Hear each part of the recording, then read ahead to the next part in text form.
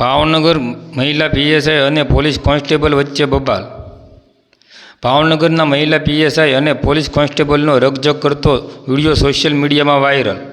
ભાવનગરના મહિલા પીએસઆઈ પોતાના સ્ટાફ સાથે કાળિયાબીડ પાણીની ટાંકી પાસે ચેકિંગમાં હતા. તે દરમિયાન ફેન્સી નંબર પ્લેટ અને કાળા કલરના કાચવાળી ગાડી ત્યાંથી નીકળતા તેને અટકાવતા મામલો બીચક્યો હતો. કાર ચાલક હિરેનભાઈ મહેતા છોટાઉદેપુરમાં પોલીસ કોન્સ્ટેબલ તરીકે ફરજ બજાવે છે. આ સમગ્ર મામલે પીએસઆઈ અને પોલીસ વચ્ચે રકઝકનો વિડીયો સોશિયલ મીડિયામાં વાયરલ થયો હતો.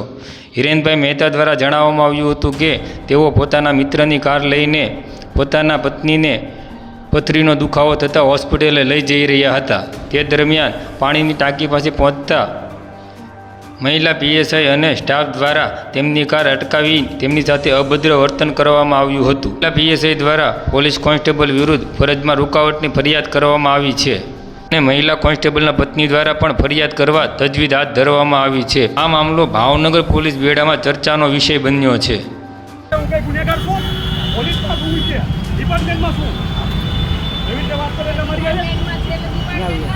ડિપાર્ટમેન્ટ તમે મારું અપમાન કરો છો અહીંયા ક્યારના.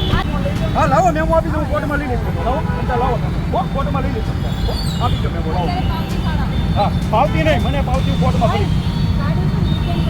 ગાડી ડિટેન નો છે, મારી પાસે તમામ કાગળિયા છે.